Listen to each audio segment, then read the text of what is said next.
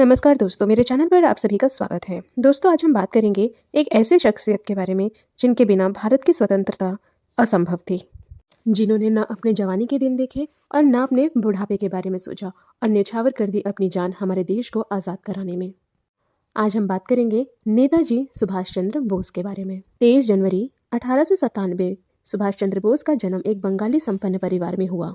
बचपन से ही सुभाष बहुत ही ज़्यादा होनहार थे। उनकी स्कूली शिक्षा कटक के प्राइमरी स्कूल में हुई।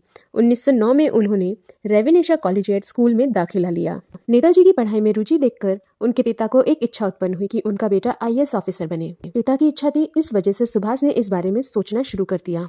परंतु उस समय उनकी आयु कुछ ऐसी थी कि वह सिर्फ एक ही बार आईएएस की परीक्षा में हिस्सा ले सकते थे। उन्होंने अपने पिताजी से कुछ समय मांगा।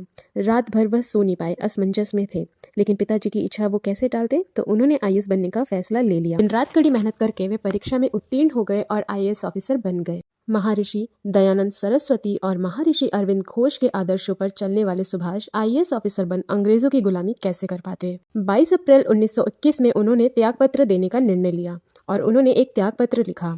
उनके पिता का सपना पूरा होकर भी पूरा न हो पाया। पहले तो पिताजी ने नाराजगी जताई, लेकिन इस त्यागपत्र के पीछे का कारण जानने के बाद पिताजी को अपने बेटे पर बहुत गर्व हुआ। इसके बाद सुभाष चंद्र बोस छोटे मोटे आंदोलन में भाग लेने लगे। बंगाल में असहयोग आंदोलन का नेतृत्व कर सुभाष चंद्र बोस इस आंदोलन के सहभागी बन गए। धीरे धीरे नेताजी प्रसिद्ध होने लगे और भारत के एक बहुत ही महत्वपूर्ण युवा नेता बन गए। फिर क्या था, पूरे जोश और उल्लास के साथ सुभाष आंदोलनकारी बन गए। अपने सार्वजनिक जीवन में सुभाष चंद्र बोस को कई बार कारावास भी हुआ।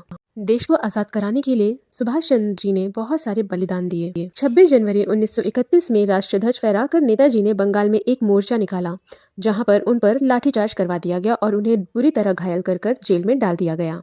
गांधी जी ने अंग्रेजों से कुछ समझौता किया और सुभाष चंद्र बोस को जेल से बाहर निकाल लिया। देश के लिए कई आंदोलन में भाग लेने के बाद अब देशवासी प्यार से इन्हें नेताजी के नाम से बुलाने लगे।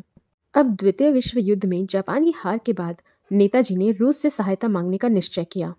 18 अगस्त 1945 को नेताजी हवाई जहाज से मंचूरिया की तरफ जा रहे थे। किसे पता था ये दिन उनकी जिंदगी के लिए एक बहुत ही बुरा दिन साबित होगा। इस सफर के दौरान वह लापता हो गए। इस दिन के बाद नेताजी किसी को नजर नहीं आए। इनके लापता होने की खबर से भारत ही नहीं बल्कि पूरे विश्व में हलचल मच चुकी थी। 23 अगस्त 1945 तक उनका कोई पता नहीं चला। फिर एक खबर आई। टोक्यो रेडियो ने बताया कि सैगोन में नेताजी एक बड़े बम वर्षक विमान से आ रहे थे। टाइहोकू एयरपोर्ट के पास उनका विमान दुर्घटनाग्रस्त हो गया और नेताजी गंभीर रूप से जल गए।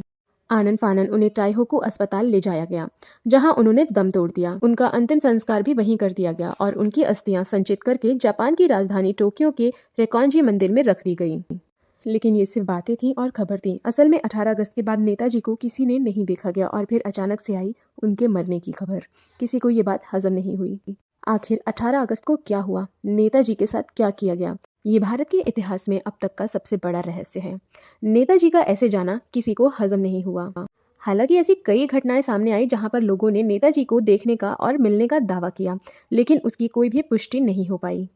नेताजी हम सबको छोड़कर कहाँ चले गए किसी को नहीं पता, पर नेताजी के प्रति हम भारतवासियों के दिल में बहुत ज़्यादा सम्मान है। नेताजी के जाने के बाद पीछे रह गया उनका परिवार। उनके परिवार में उनके माता पिता, भाई और उनकी पत्नी और एक पुत्री भी है। जी हाँ दोस्तों, उनकी पुत्री अभी जीवित है। नेताजी की शादी एमिली शेंकल नामक एक स्त्री से हुई थी, जो कि उनकी सेक्रेटरी थी। दोनों ने ऑस्ट्रिया में भारतीय रीति रिवाज के साथ विवाह किया था। फिर जन्म हुआ इनकी पुत्री का, जिनका नाम बड़े ही प्यार से माता पिता ने अनीता बोस रखा। इनका जन्म 1934 में वियना में हुआ था। अभी इनकी उम्र लगभग 80 साल है। अनीता बोस सुभाष चंद्र बोस की एक लौती संतान है। बड़े होने के बाद ये कभी कभार भारत दौरे पर आती थी और कोलकाता में अपने पिता के परिवार के साथ कुछ समय भी व्यतीत करती थी। दोस्तों, ये था सुभाष चंद्र बोस के जीवन का एक संक्षेप परिचय। इनके जीवन में बेहद उतार चढ़ाव थे। हिम्मत से भरे हुए सुभाष चंद्र बोस ने भारत के लिए कई बलिदान दिए, जिसे हम कभी भी भुला नहीं सकेंगे।